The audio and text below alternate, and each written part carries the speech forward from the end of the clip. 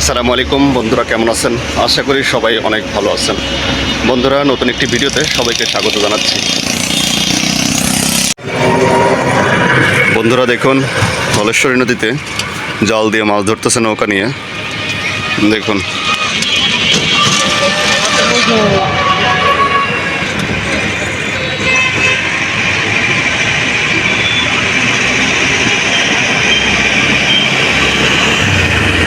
এখানে সুন্দর একটা রিসোর্ট আছে।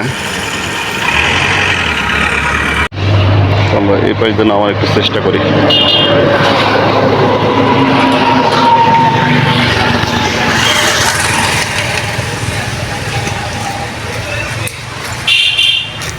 এখানে একটা চাষি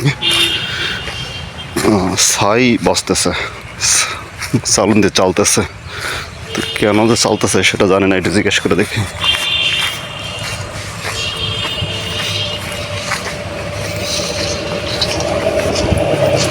চাষি,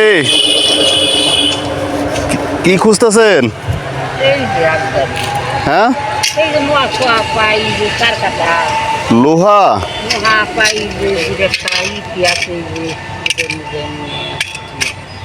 এগুলো কি ছাই? এগুলো কি বাটার ছাই? বাটার মিলে মিল জানি যে চাকরি করে। হ্যাঁ হ্যাঁ এই মিলে চাকরি করে যে কাপড় চোপড় না। হ্যাঁ। ওটা ফালাইছে।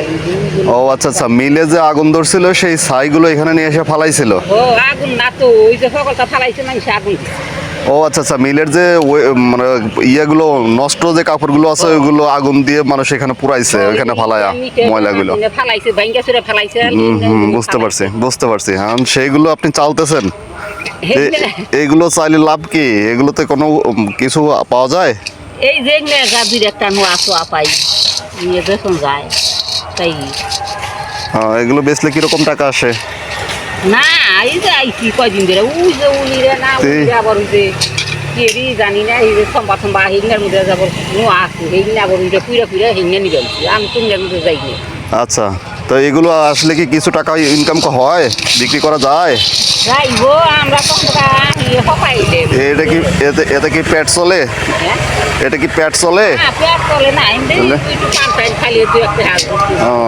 এই রোদের মধ্যে কষ্ট হচ্ছে না অনেক? যাইলাম হপাই পছন্দ রাই। ও আচ্ছা, ঠিক আছে, করেন করেন। হ্যাঁ, না না না না না কাকি না। তো বন্ধুরা, এটা হলো আসলে কোনো একটা মিলের যে বজ্র পদার্থগুলো আছে, মানে কারখানার যে বজ্র পদার্থ আছে, সেই বজ্র পদার্থ